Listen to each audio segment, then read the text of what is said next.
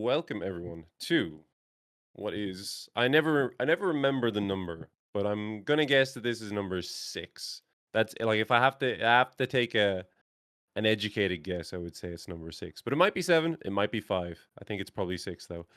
To number 6 of our market roundtable with the Chroma team. For those who don't know, I'm sure everyone does know at this point, but for those who don't, this is just a discussion with the Chroma team where we whip around and get everyone's thoughts on the market, on the price action, on any interesting charts that people are looking at, where they think the market is going, specifically with specific reference to the next 7 days, because obviously these calls are every week. So our goal with these is to kind of help you inform your bias for the next 7 days, at least until we have the next call, and just kind of give our general thoughts. These are pretty casual discussions, as you will know. So with that in mind, Jonesy was first on the call. I'm gonna microphone over to him first of all, and just yeah, I'll stop sharing my screen and just Yeah. ask Jonesy, what are you looking at? What are your thoughts? What charts have your attention at the moment? And what's your bias going into the rest of the week? All right. So, I mean, overall, right now in BTC, I'm pretty bullish as long as we're above the true weekly and true monthly open at 118,600. Um, we'll get even more bullish if we can kind of reclaim the ice line at 119,655, which is kind of that initial wick high. Um, and it's been resistance. We had a little deviation of it on Monday. So whether or not I know Purdue was looking for like this to be kind of like a bear trap, and then we just engulf it. We'll see if that kind of pans out today. But yeah, bullish here. If we can reclaim and go higher, great. If not, could see maybe a pullback, more ranging, take some of these lows. I am quite bullish on ETH though. I'm in a scalp long from this morning. Little three drives into the ice line. S&T with BTC at the lows. Stops or break even. So really just want to see this kind of expand up. And this is kind of where I think like ETH and other alts, if we flip on over to like ETH BTC, are really going to have a chance to start running in the next couple of weeks. We have this giant bat harmonic, as you can see, like this week, just basically tapped the bearish or inverse weekly FEG, kind of bearish one, flip back bullish. Lots of low resistance highs above. So I really think ETH's going to start blasting off soon. And then I think alts are going to follow. I'm in a high time frame amount of swing long, which will take probably weeks and months to play out. Gala, I got filled back on this morning after getting stopped yesterday. This is like a high time frame 3 drives plus a mid time frame 3 rising valleys into like a daily fair value gap fill. You also have like all the EMAs coiling up here. So really just looking for expansion on alts in the coming week or two. I think like Adam was one that I did get stopped out on. And I'm gonna kind of I think chill for that. I have two big plays here with these two. I want to see how they plan out, see how ETH goes. If we do start getting some solid PA and everything's pumping, then I would potentially look to add Atom. But for now, just kind of cautious. I think if we do start losing these levels, we could come down lower. I know August is a bit of a weird month. Typically, we're not like running like this, so I'm being cautiously bullish here. I think there's a chance to go higher, but I also wouldn't be surprised to see some more range bound PA before maybe taking off in like September or later in the month. Yeah, that's what I'm thinking. You have any thoughts on, and it just occurred to me as you mentioned, August being a weird month. Do you have any thoughts on Ghost Month, or do you think it's mostly psyops, or do you think there's something to it? So I know you did that whole big post, and it was super interesting to read about that. I know people have had the mentality in the past cycles. I've always heard the sell in May and go away type of deal, and I feel like in the past that was more relevant. But I feel like this cycle, in terms of timing, is a little bit different. I feel like we're seeing a lot of like new all-time highs on BTC over the past like month or two. And everything's kind of starting to push up versus I don't think in the past we had that same type of environment. Um, so I don't think it carries the same merit that it does. I think obviously there is the potential for more like range bound PA and maybe not as much impulsive moves. But I am more timeline based at this point in terms of looking for all-time high to happen around like October. I'll pull up that chart really quick for anybody who's new, but um, this is just like a giant chart of BTC on the monthly. So like if we're gonna rhyme in terms of similar structure, we should see within the next like 3 months a high, roughly. I'm estimating around 150K, but we'll see. So I think for me, I'm more just like betting on upside because I think the clock's starting to dwindle in terms of if alts are going to get relief. I want to see it happen sooner than later, and I'd rather be positioned than miss out on the move. So that's kind of where I'm at with it.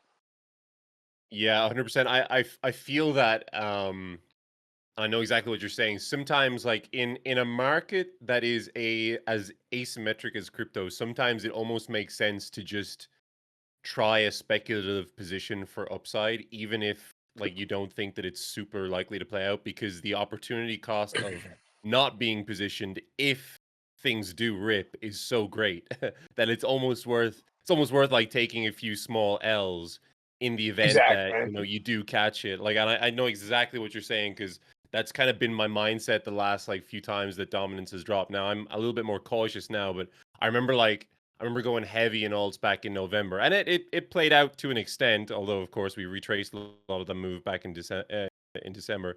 I remember thinking like, I'm gonna risk like a substantial amount here because if alts fly, then the opportunity cost of not being positioned is so great that I don't want to be in that position. And like I made some money, but of course gave almost all of it back in December when the market retraced. But that's the price you pay, I guess. An interesting point you touched on there about things being different now to the way they were in past cycles, and that's a thread I want to pull on a little bit. And maybe after I get your take on it, I'll get Osbra's take on it. But this whole idea that cycles have changed or that things are slightly different this cycle or this year or this succession of years, and maybe that's something that you have an opinion on. Maybe that's something that our audience would like to know more about, because I think there's no doubt in my mind that things have changed.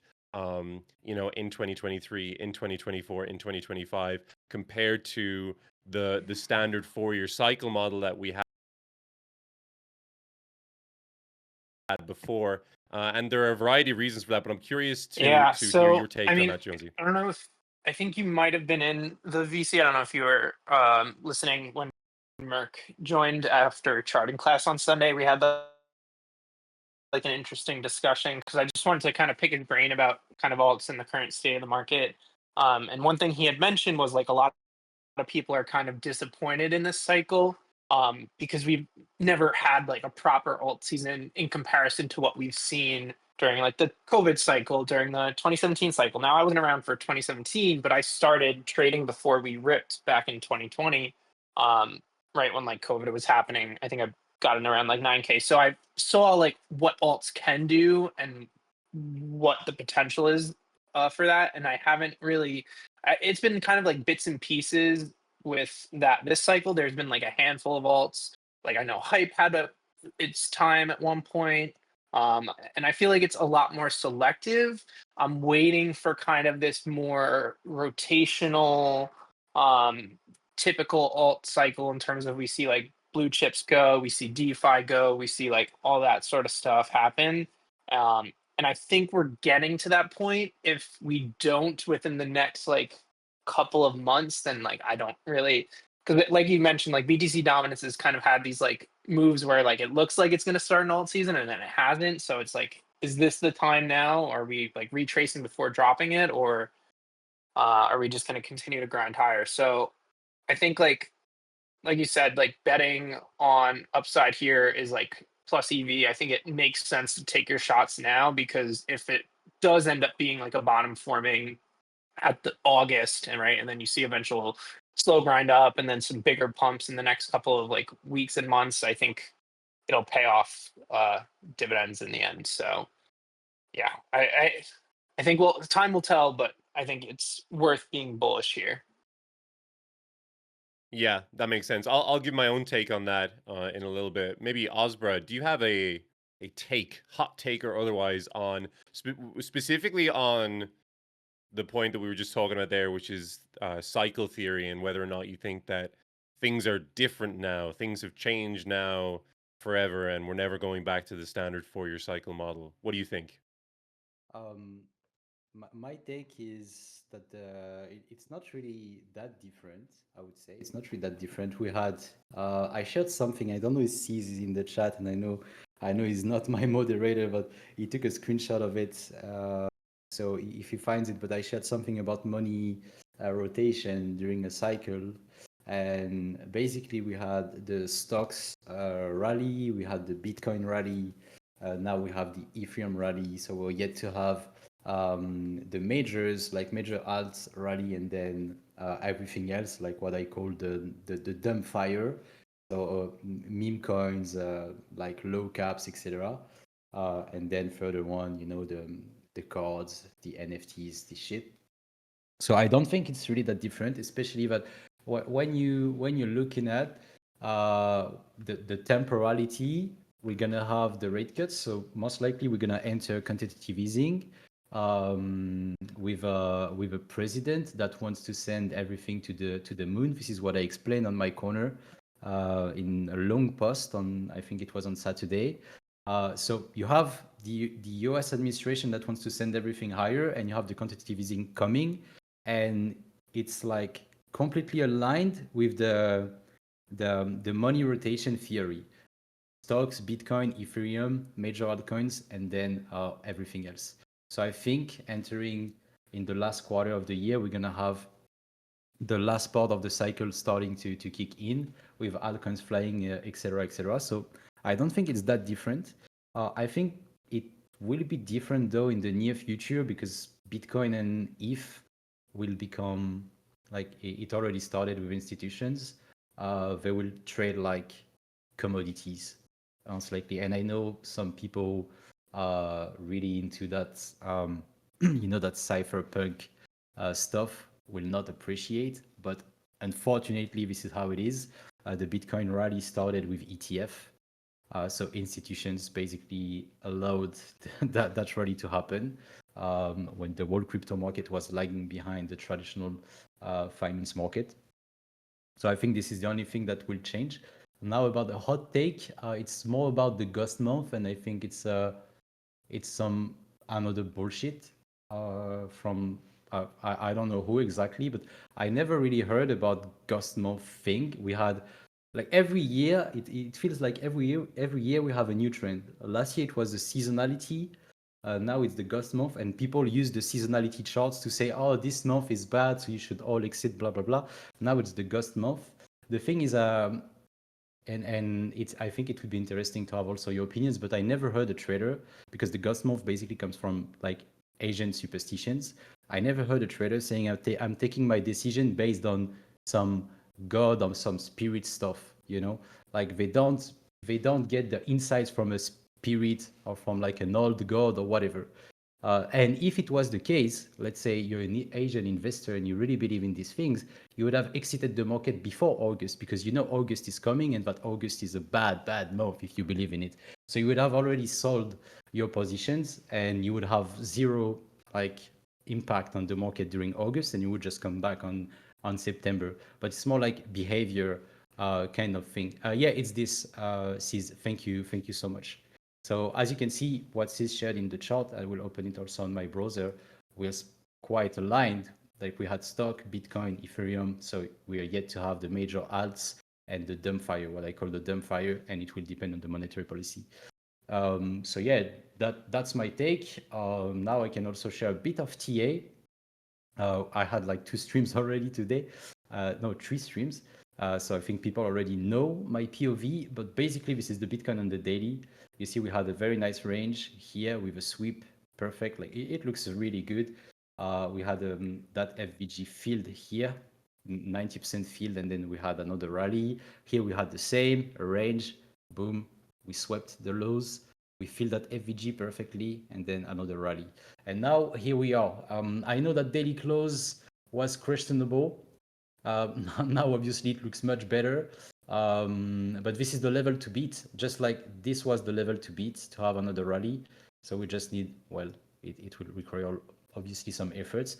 But once we clear this high, I think we have the other leg that will lead to probably very, very close to 130K. And if we look at LTF, you see that we have that little bit of resistance first to break before we can check like the HTF res and set higher targets. But for now, this is the level to beat right here as we speak.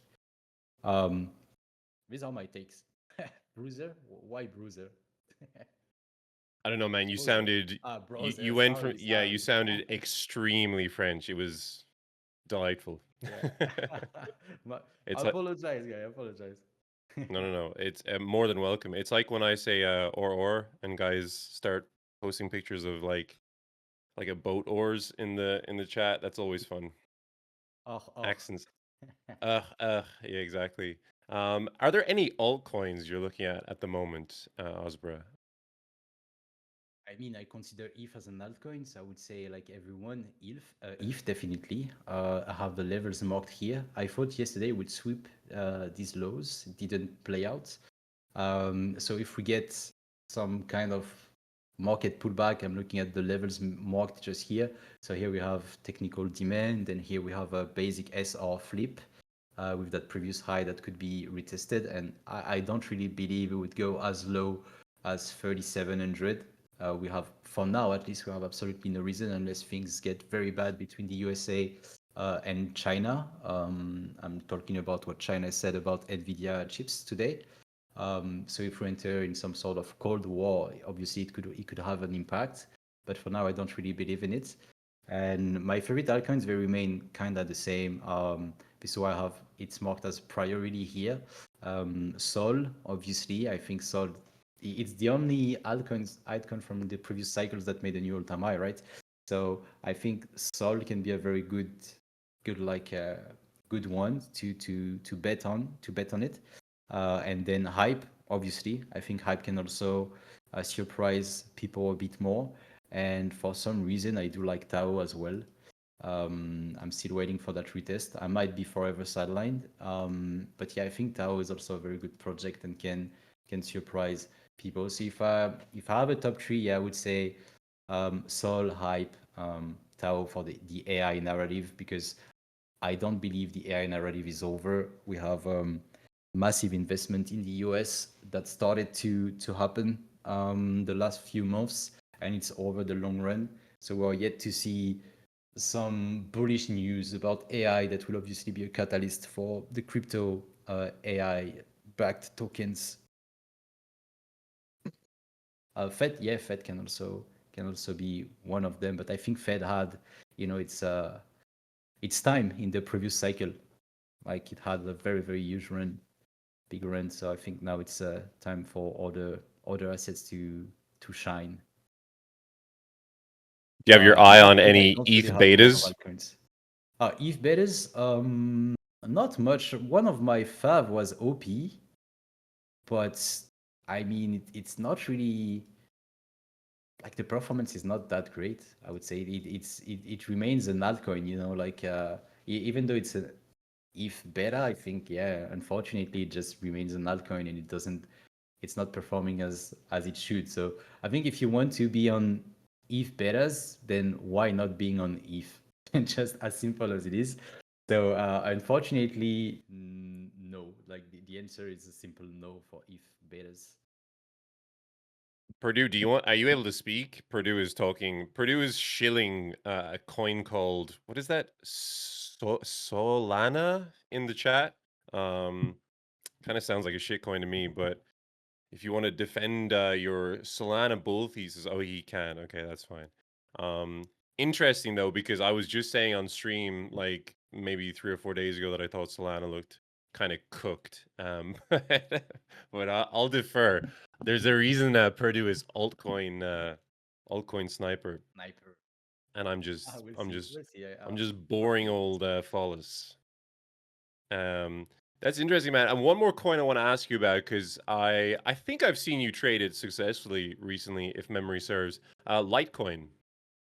Yeah, LTC. Thank God I have LTC, because otherwise it would be it would be shady. The performance, yeah, Litecoin is good. It has I don't know why it's performing that well. The trades I took on it were strictly based on technical analysis.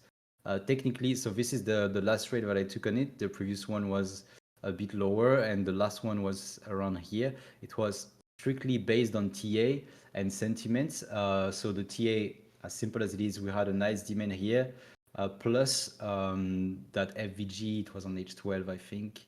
Yeah, that FVG that got filled. So logical invalidation was below the low just here, and the target initially was the high just here, because you have lots of potential to go and take the stops above all these wicks. And also at that time when it was here, just highlight this. When it was here, Bitcoin was dumping and LTC was holding very well. So it was another reason for me to try something on LTC. So I closed yesterday here. I think it's still a very good performance. Could go higher now, but it was a res and it started to reject, and BTC also started to shit the bed, and CPI was coming, so it was the good time to de-risk a bit. But yeah, I have conviction. It looks good. I don't know why LTC is like a meme, because it doesn't really provide any value in the space, and there is always the speculations ETF is coming, blah blah blah. Just like there was the speculation around ETH and Sol.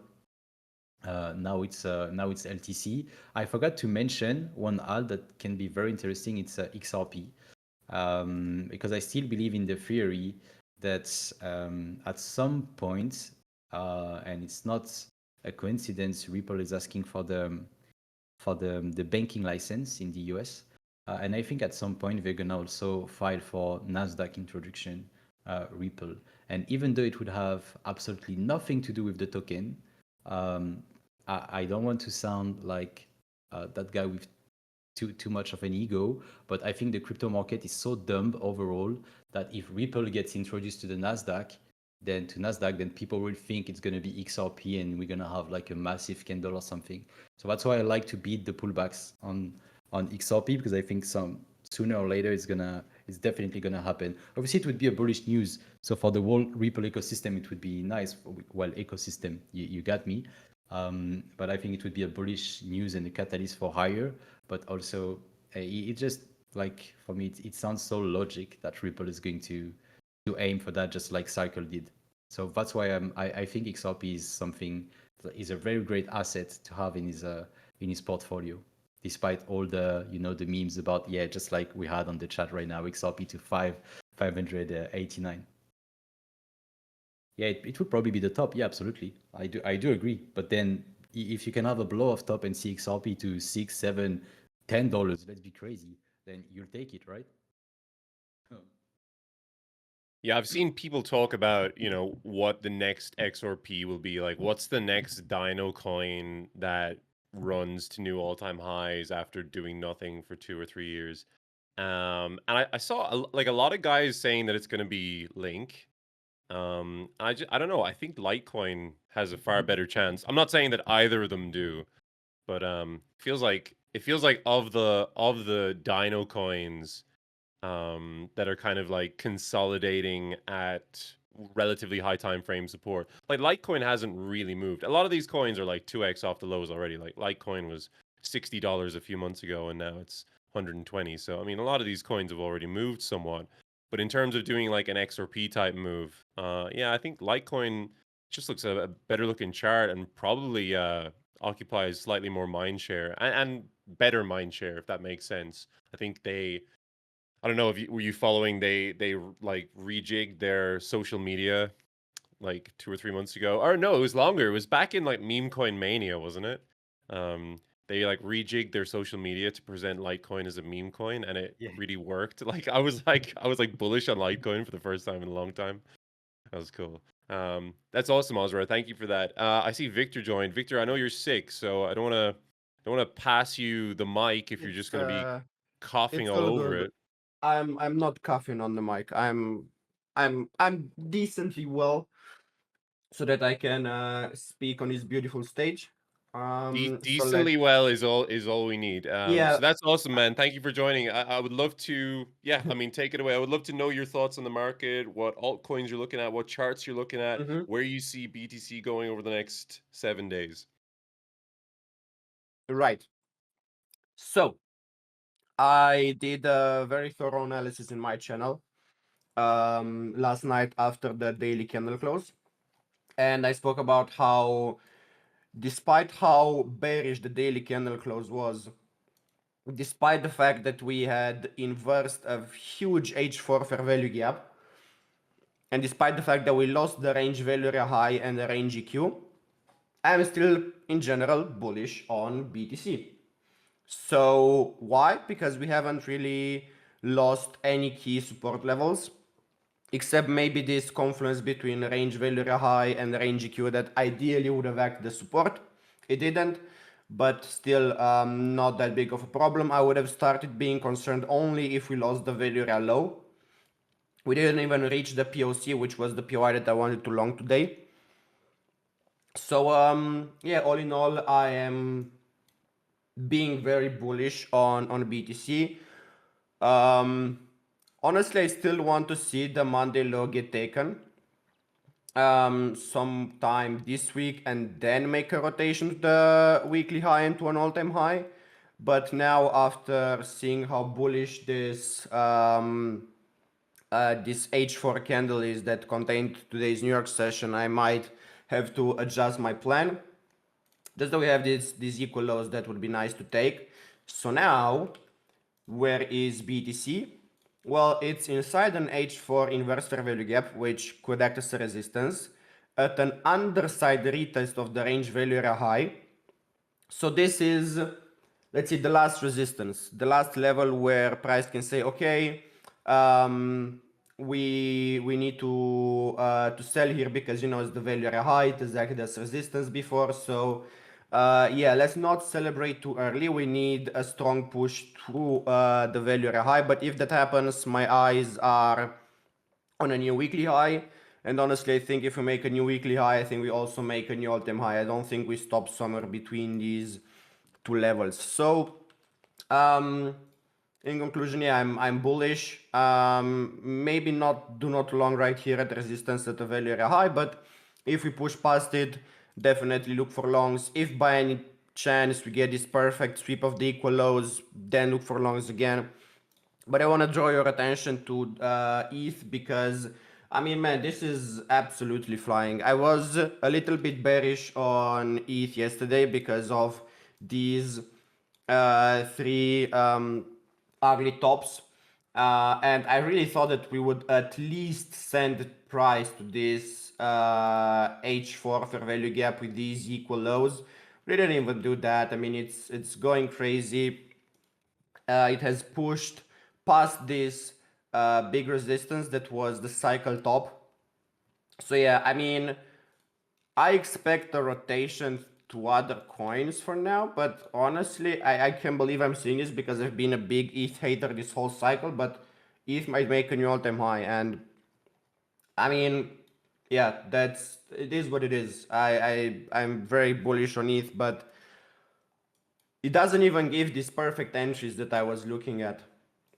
Like I wanted something like this too long, it didn't even give that. It's just accelerating upwards. And yeah, you talked about XRP. I'm not gonna spend too much time on that. But another coin that I'm technically really bullish on is BNB. As you can see, I had this trade prepared, this daily fair value gap, but it looks like we might front run it, which is not something that I wanted to see. But basically, BNB, at least price action wise, is pretty similar to ETH. It has made a new all-time high, respected the weekly fair value gap, and then started pushing towards a new all-time high. And yeah, I'm sad that I didn't get to my area of interest, but still a coin to keep an eye on. And because we cannot be optimistic on everything, I'm still, I wouldn't say bearish on Sol, but if I had to choose a coin to long, it wouldn't be Sol. Because comparing it to other coins, I mean, Sol has rejected range highs and then value area high of this range that we've been in since March 2024. So yeah, I don't trust Sol that much, only if we start seeing acceptance above value area high and above range highs. That's when we can make a new push towards this all-time high. But until then, I would not long Sol. You know, I'm rather a guy that's patient.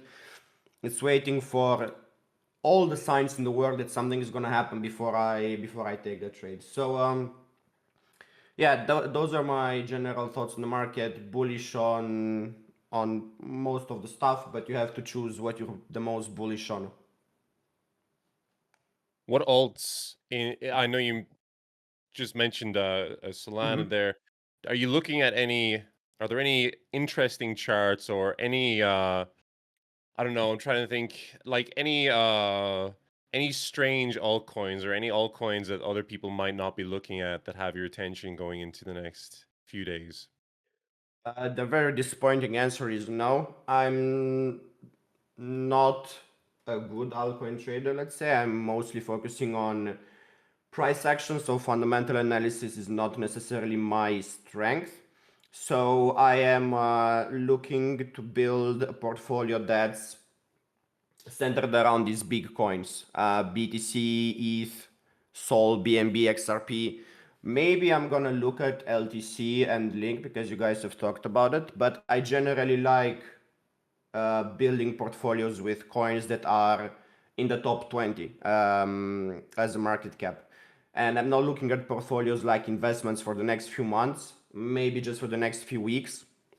I still remember that probably the second most amount of money that I made this cycle in a single day was when I longed, I think it was Doge, Sol, Link, and one other coin all on the same day. And for example, Doge, I sold exactly here at the top because it was an ugly daily SFP. But yeah, I mean, Doge looks kind of interesting, doesn't it? I mean, I don't think it's the worst buy in the world. So if you want just a little bit of an exposure to memes, I mean, I don't know about the fundamental part behind it, but yeah, Doge could be an interesting one to look out for. But no, Doge I'm is not. Yeah.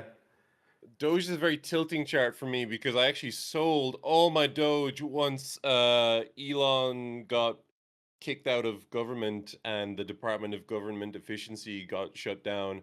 I really thought that was the end of Doge this cycle, and I sold all my spot at like 16 cent. And yeah, Oh well, damn. it was a bad decision as it turns out. But yeah, I really, really thought that was the end of Doge. After riding my spot bag from 11 cent to 44 cent, then all the way back to whatever it was, 16 cent, and then selling down tremendous. But yeah, I do also think it looks like a good chart. I've seen a lot of guys. There's a lot of talk about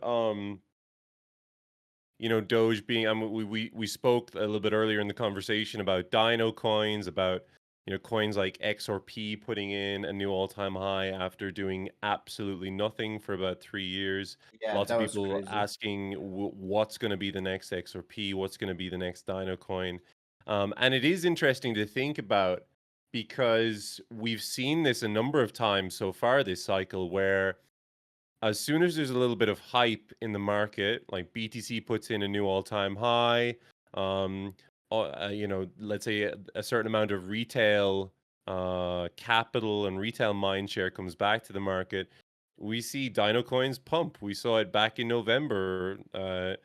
Coins from last cycle were sending like plus 20, plus 30, plus 40% every day for for like weeks. We saw coins like Filecoin, um, Link, obviously XRP, Litecoin. There was a lot of very random coins from last cycle that were just absolutely sending. And it is interesting to think about, retail coming back and the thing that they long, the thing that they're bullish on, or the coins that they're bullish on are the ones that they remember the last time they traded, which is like 2021 when when all those coins were at like all-time highs, like Pico tops. Polkadot is another one, another example. maybe. I haven't heard this name in such a long time, but when you mentioned Dino coins that people were really hyped about in 2021, ADA came to mind. And it's in this, let's say, accumulation phase. I think if we start seeing acceptance above this value area high, then we might see a push to a new, maybe not a new all-time high. Let's not be so stupid about it. But I mean, it happened with XRP, so why can't happen with ADA? I don't know. But yeah, maybe this is one of these Dino coins that we can see a rotation of the money from. So I think the project is absolutely dead. No, I mean, I haven't heard anything good about it in such a long time, but people don't really care about that, do they? Well, I'm not sure. I think if there's something that crypto has proven time and time again, it's that you do not need anything close to good fundamentals in order to pump a No, coin. Or it's the promises that matter, right? well, in a It, very real way, the most bullish thesis on any coin is a series of promises that never ever materialize, right? yeah, Because as soon as you start materializing, as soon as you start making progress on any project, the possibilities collapse into what has actually happened, and inevitably that's going to be more disappointing than what people think it could possibly be in their heads. People always hype things up. When there's an announcement, people always think of what's the most exciting way that announcement comes to pass, and in that way it's self-perpetuating. Endless hype is the most bullish catalyst of all. So I think, yeah, sometimes I'm shocked but not shocked at projects that consistently overpromise and underdeliver, and the price continues to chad up and to the right. um Thank you for that, Victor. We also spoke a little bit earlier. I don't know if this is something that you have a take on, but we spoke about the 4-year cycle maybe coming to an end, or kind of mhm. being something that's no longer relevant or no longer applicable in current market conditions, with ETF involvement and ticker dilution and pump fun, etc. What's your take on that? Yeah. Uh, I mean, to some degree, we can't ignore the 4-year cycle because everyone, I mean, it lined up so well with when the halving happened on BTC, so it definitely has some role in this whole bull market. I don't think it's a self-fulfilling prophecy that we have at least somewhat respected the previous cycle timings, let's say. But overall, maybe this will be a hot take, but I don't expect to see such a heavy bear market on BTC ever again because of how institutionalized it has become. Of course, it's still a higher beta asset. So if the stock market is crashing, then people will sell BTC more, which will result in, of course, a bigger drop in price in BTC than in indices. I'm not saying that. I'm just saying that it's the law of diminishing returns, but that also means that the bear market will be less bearish, let's say. So in the past, we've had like 84, like 84% dumps from the all-time high. Then the last cycle, it was 76%. This cycle, honestly, even if this is the top, I'm expecting like around 50%. So to that degree, I agree that because BTC has become more institutionalized, we won't see such a heavy bear market as before. Now, I don't know about altcoins because it feels like altcoins have been in a bull market and then in a bear market and in a bull market again only in this cycle, because some have dumped 90% from the cycle top. So I don't know about altcoins, but on BTC, I can see a world where we don't have these 4-year cycles anymore, and then altcoins just respond to what BTC is doing and what the narratives behind these different altcoins are, and also how the general market is doing. If people are risk on, then altcoins will always be there to be a higher beta asset to invest in. If we are in a risk off environment, then they will de-risk from those more. Great, thanks for that, Victor. Looping back to, well, I guess I can kind of give my take on things now. It's going to be very short. Victor, if you could, yeah, thank you so much. And this kind of ties into what Jonesy mentioned earlier about being risk on or risk off in this environment. And while I completely see where he's coming from, and I think that in a lot of cases it makes sense to take a punt here and to have at least some exposure in case the market rips, in case alts start to rip, which I do have. Don't get me wrong, I'm long a couple of things and I have a bunch of spot as well. But for me personally, I think that speaking from a more short to medium term perspective, I think that a lot of guys have been adding. I've seen a lot of guys on Twitter, a lot of guys on X add a bunch of alt risk here since BTC kind of broke above 118K with the expectation that a breakout is coming and that alts are going to send. And I don't completely dislike that idea. I think there's a fairly decent chance that, this does happen and, money rotates into altcoins. I mean, ETH being plus 5% on the day and now trading within a breath of new all-time high should really tell you something about how different things are now compared to maybe the last, 6 months, 7 months, and where the market appetite for risk when it comes to altcoins maybe is and might be leading. That being said, I am mostly a range trader.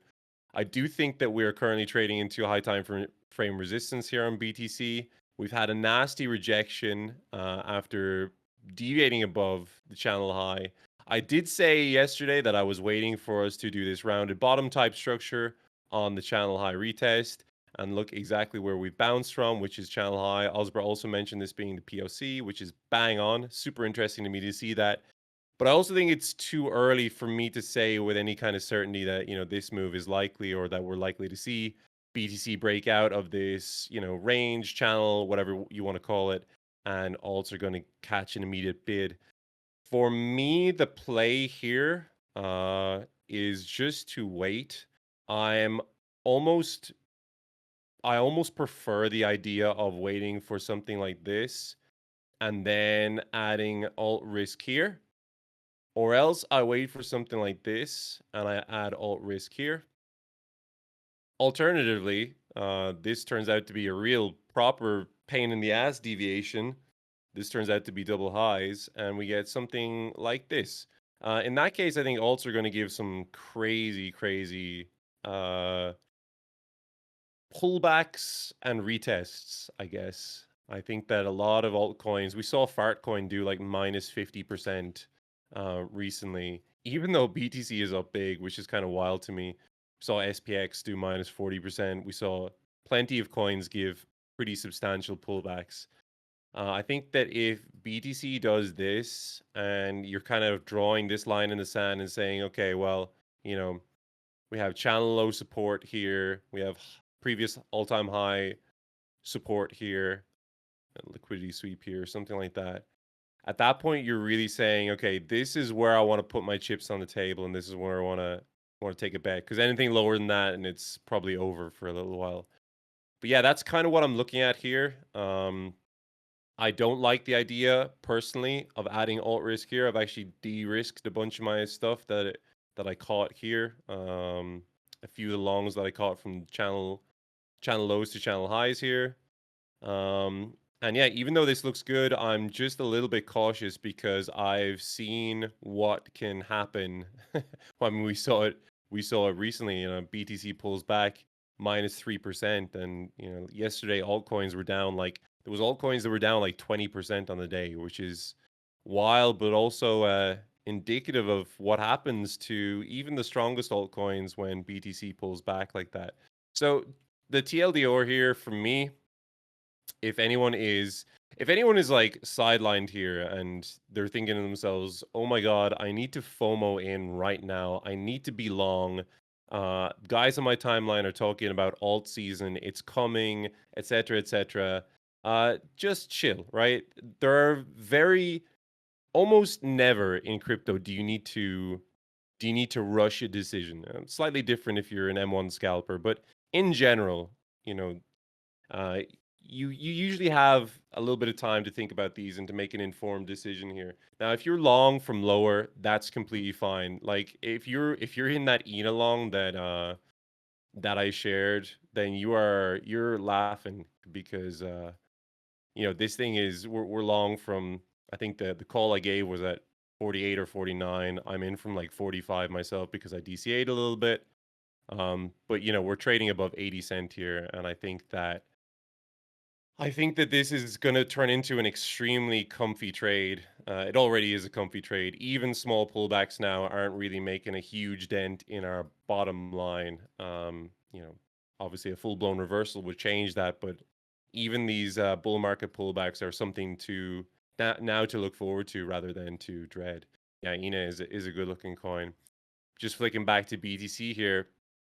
I think that if you're long from lower, if you're long altcoins from lower, that's completely fine, right? If you caught altcoin moves from here and your alts are up like 10, 20, 30%, that's completely fine, right? Maybe you have long-term time horizons for those trades, and that's completely fine. However, my personal take is if you are adding a ton of alt risk here, especially, and it's slightly different if you're longing coins that have you have narrative strength or something to that effect, or top gainers, you might get away with it a little bit better. But if you're longing random altcoins here, right, and you're adding a bunch of alt risk here, and let's say you're in validation or those ideas are all going to be proven wrong if BTC trades back at 118K, I think you're playing a dangerous game. Because we are trading into high time frame resistance here. BTC has already kind of pulled back from the high here, and even though we are bouncing, yeah, I just don't know. For me personally, it feels like a little bit of a top blast, and I'm not personally a fan of it. I would much rather see a little bit of value created here, especially now that we're trading right against VAH here. We're kind of retesting this V-shape reversal. I just want to see more. And if price just chads up here and does this, that's completely fine. If we start putting in value above all-time high, then it's like happy days, right? There's going to be some very easy trades to take then. But I don't think you should give into FOMO here. I don't think you should start top blasting things that have already moved. Just play it patiently, play it smart, right? There's never any reason to FOMO or to give into emotions, and try and block out the noise, because every time we get a move like this, especially on Ethereum, there are guys on my timeline at the moment saying that you should be longing Ethereum here, and I I don't know what to tell you. If you're longing Ethereum here after a move like this, then you're almost certainly going to be used as exit liquidity for guys who are long from much lower. There are always bull market pullbacks. There are always retraces, right? There are always plays to be taken for guys who are patient, right? Now, I'm not saying patience. I'm going to finish up here because I'm rambling a little bit. But, patience in crypto doesn't mean you sit on the sidelines forever and watch as all the moves happen. But something that I really want to impress upon everyone in the audience today is that even in a bull market, even when things are ripping, there are always pullbacks, right? There are always opportunities to get involved, right? We saw that with ENA, right? How many times has it given, like, what was the pullback here where we got involved before? It's almost 30%. This pullback here, 27%, right? Even just yesterday, it pulled back like 13%, right? So it's like even in a really strong coin, in a really strong uptrend, there are always pullbacks, there are always opportunities to get involved. The last thing you want to be doing is longing the very, very top of a move and then getting destroyed, getting frustrated, getting chopped up when the market pulls back a couple of percent, right? So just that's my advice to you today, and I hope everyone takes it on board, is just to try and always don't succumb to your emotions. Try and always remain chilled out, remain patient, even when the market is ripping. And it can be hard because you're seeing all these coins go 10, 20, 30% in a day. Everyone on your timeline is making crazy profits. That's completely fine. The beautiful part about crypto is that there are always opportunities. There are always new coins to trade. There are always new setups to take. But just chill. Don't succumb to FOMO. FOMO almost worse than, risking your downside. FOMO is almost the worst thing you can do, because I've seen guys blow up portfolios through FOMO almost more than any other trading vice. So yeah, just chill, just chill. And that's my TED talk. I didn't mean to speak for like 15 minutes, but here we are. So I'll whip around the team. I saw Tim joined for like 5 minutes, but He had to go. he had to go. Okay, no worries. Yeah. I think maybe he was gonna speak before I started my soliloquy. But yeah, we're just coming up to the hour here, so I'll whip around the team. Jonesy, Victor, Osborne, do you have any final thoughts on the market, on kind of what people should be paying attention to over the next 7 days? What people should be aware of? I mean, I agree with a lot of what you said. I also disagree with aspects of it. I think the bigger issue is like people's risk management with entering positions here. Because like a lot of people are either like sizing up way too big, um, having stops that are way too wide for what it should be, and then like they're blowing their accounts and stuff before we even get the real moves. I don't think there's a problem necessarily with bidding stuff here. Let me show my chart for a sec. Just like I think Ina, for example, right, was a great trade that you caught. Right, you were in down here, which is like perfect entry. Um, Obviously, you can have different invalidations on the way up, but like if you're entering here, you're not going to want to have your stop all the way down here. And yes, there is a chance to come in, fill some of these imbalances before higher. But I think like coins and alts that you're buying more at like all-time low levels and stuff where the risk to reward is much higher. I think those are better opportunities to like be a bit more risk on in that aspect and look for positions on those versus chasing the ones that are already up tenfold trying to get in on entries, and then if we do pull back they're getting taken out of those. So I think the key thing that I just want to stress is like risk management, and making sure that you're accounting for whatever wins or losses that you're going to get along the way, so that way you can stay in the game.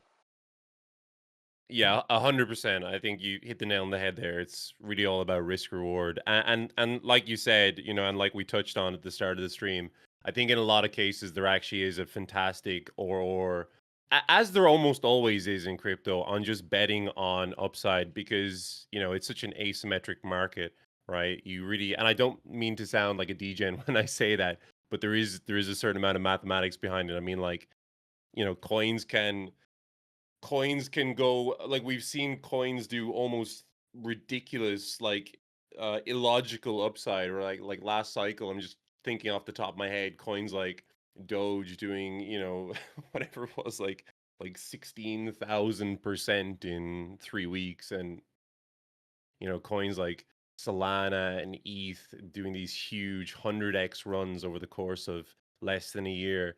Now you can make good money shorting too, but in a lot of instances, it almost makes sense just to position yourself for upside if you think that the market's getting ready for it. And as long as your risk is managed, then you have exposure in the event that the market decides to rip. So no, I completely get your point, and definitely agree with what you're saying.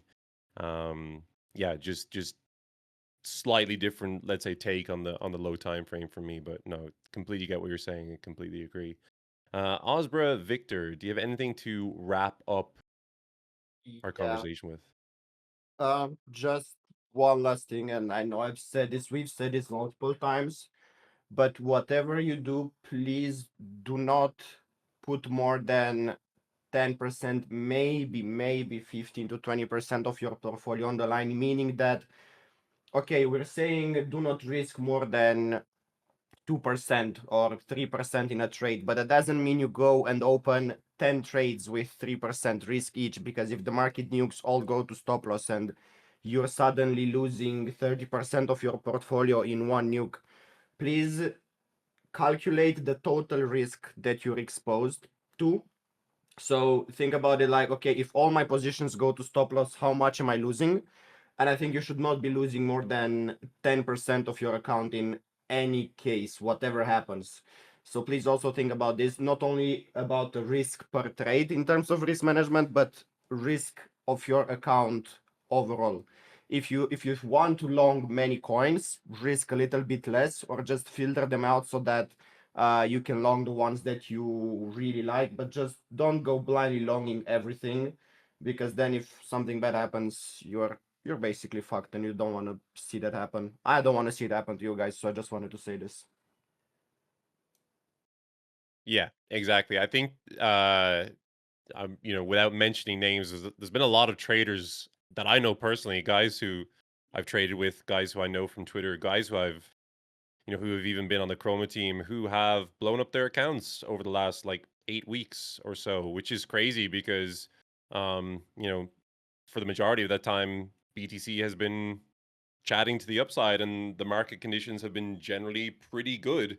And ETH over the last like 6 weeks has moved up from sub 2K to, now like 4.5K. So it's like all the coins are moving in the right direction. But I think that, it's like I said about FOMO earlier, a lot of guys end up taking these huge risks after the move, or after the move has happened, or a move has happened, adding a ton of risk and not managing their downside effectively, and a -5% move happens in the market and they get absolutely destroyed because they just assume that everything would go up indefinitely. And I think that it just goes to show that you really can't take your foot off the pedal when it comes to risk management, like, ever. You really can't afford. There are almost no market conditions that you can afford to not manage your risk, right?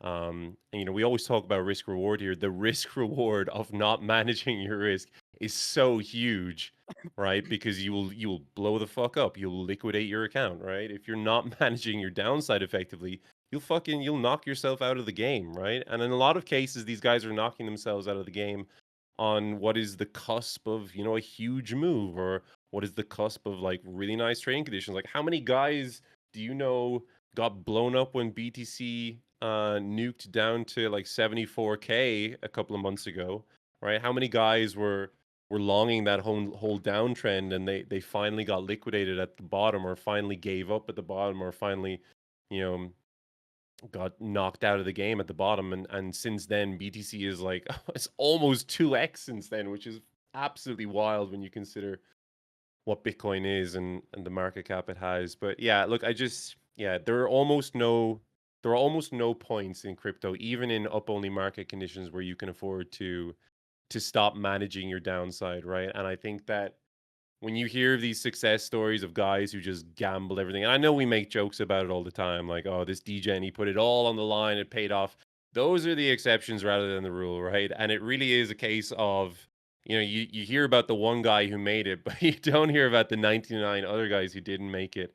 And that is survivorship bias at its finest. If you don't know what survivorship bias is, I strongly recommend you check it up, because I feel like you can apply it to almost every success story in crypto. Osbar, do you have any final thoughts? Yeah, I will try to be original. Obviously, risk management is key, but Felice and Victorious emphasized pretty well. So I would say pay attention to, especially in the next 7 days, we'll have a lot of news. It's not over yet. We'll have PPI in the next few days, and we'll also have the summit between Trump and Putin. And as bold as it can sound, I think we had the evidence today that the market is still news driven. It just had to we just had to get some good CPI numbers, and everything is flying again after being minus 20% for some assets. So pay attention to these key important events. I'll say it again: Putin meeting Trump, also the PPI on Thursday, and I think there is also Yeah, you know the small war regarding the chips between China and the USA. So pay attention to what's happening on this side, because I think the last thing that you want to have is a Cold War between USA and China. So that's all I can add that hasn't been said already. That's awesome, man. Thank you so much for that. And thank you as well to the rest of our panelists, Jonesy, Victor, and Osbra, for sharing their thoughts on this week's Market Roundtable. Thank you very much to everyone who tuned in for the last hour or so. It is always a pleasure sharing our thoughts with you guys and chatting through the charts, talking through our takes on the market. Massive thank you to everyone who joined us for an hour. We always we always want to make the best use of your time, and we really appreciate you giving up an hour of your day to come and listen to us talk shit. Because we love it, right? That's what we love to do. We love to talk charts. So appreciate you guys listening. Appreciate you guys taking the time out of your day. And that's it. We're gonna wrap things up. So thank you very much, guys, and we will talk to you on the next one, same time next week. Until then, see you around. Thank you. Bye bye. See you guys. Bye.